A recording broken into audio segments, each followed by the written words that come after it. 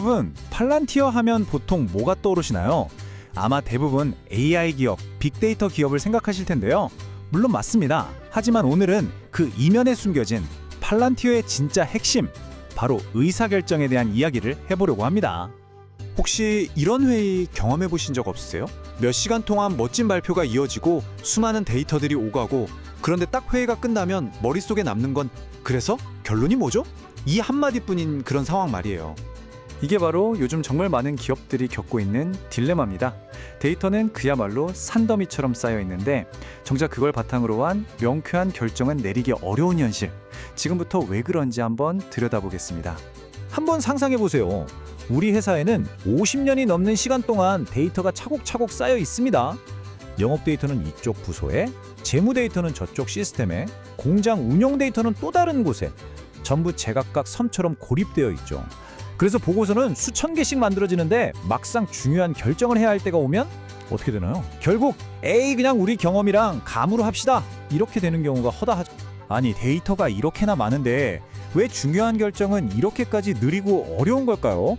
정말 답답한 노릇이죠. 도대체 왜 이런 일이 벌어질까요? 팔란티어는 이 문제를 아주 재밌는 이름으로 부릅니다. 바로 2주짜리 질문이라고요. 이게 무슨 뜻인지 지금부터 그 답을 찾아가는 길고 긴 여정을 한번 같이 따라가 보시죠. 자, 회의실입니다. 높은 임원 한 분이 아주 간단하면서도 핵심적인 질문을 하나 딱 던집니다.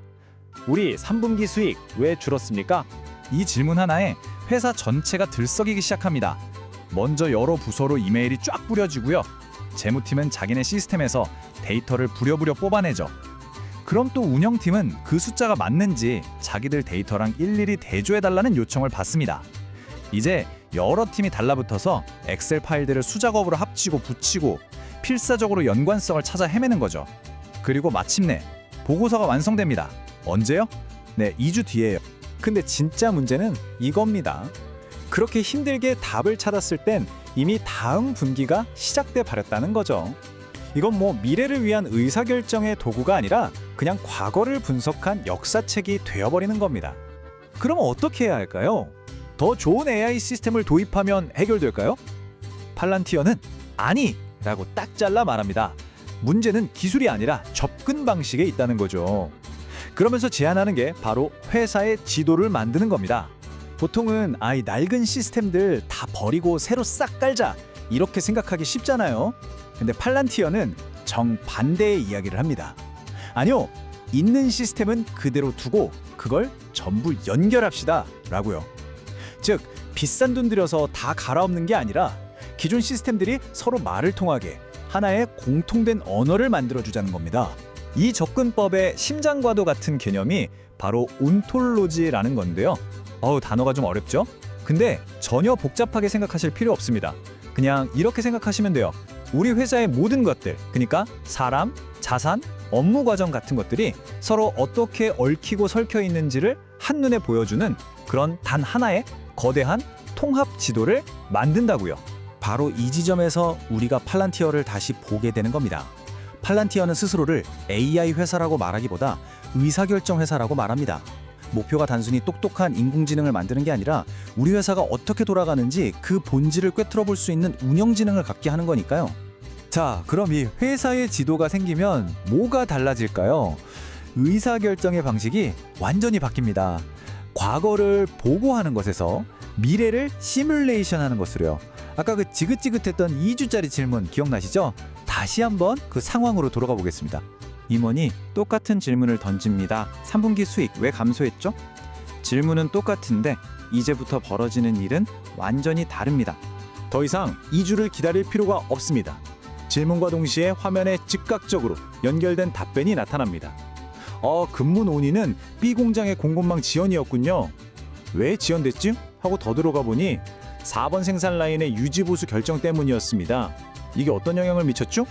가장 큰 고객사 5곳의 주문에 차질이 생겼고 그 결과 이만큼의 비용이 추가로 발생했습니다. 이렇게요. 예전에는 따로 돌던 모든 정보가 하나의 이야기로 쫙 연결돼서 보이는 거죠. 이것이 의미하는 건 회의의 풍경 자체가 바뀐다는 겁니다. 예전에는 회의하면 맨날 지난주에 무슨 일이 있었습니까? 하고 과거를 보고하기 바빴잖아요. 이제는 만약 우리가 이렇게 하면 미래에 어떤 일이 일어날까요? 하고 미래를 시뮬레이션하는 자리로 바뀌는 겁니다. 그러니 결정이 하염없이 미뤄지는 게 아니라 그 자리에서 바로바로 즉각적인 결정이 가능해지는 거죠. 이렇게 미래를 시뮬레이션할 수 있는 강력한 영역은 우리를 이 접근법의 가장 중요한 철학적 원칙으로 이끌어줍니다. 그건 바로 이 모든 기술이 결국 인간의 결정을 돕기 위해 존재한다는 점입니다. 이건 팔란티어 철학의 핵심을 보여주는 문장이라고 할 수 있습니다. 중요한 건 AI가 아닙니다. 중요한 건 인간의 의사결정입니다. 기술이 인간의 판단을 대체하는 게 아니라 인간이 더 나은 판단을 할 수 있도록 도와주는 강력한 조력자가 되어야 한다는 거죠. 그러니까 이 시스템이 자, 이렇게 결정하세요 하고 정답을 알려주는 게 절대 아닙니다.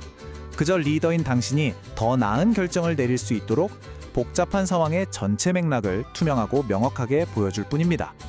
최종적인 결정의 책임과 권한은 여전히 그리고 당연히 사람에게 있는 거죠. 자, 이 모든 이야기는 우리에게 마지막으로 하나의 질문을 던집니다. 지금 여러분의 회사는 스스로를 얼마나 잘 설명할 수 있습니까? 만약 오늘 누군가 여러분의 조직에 정말 중요한 질문을 던진다면 과연 조직 전체가 하나의 목소리로 명확한 답을 내놓을 수 있을까요? 한번 곰곰이 생각해 보시면 좋겠습니다.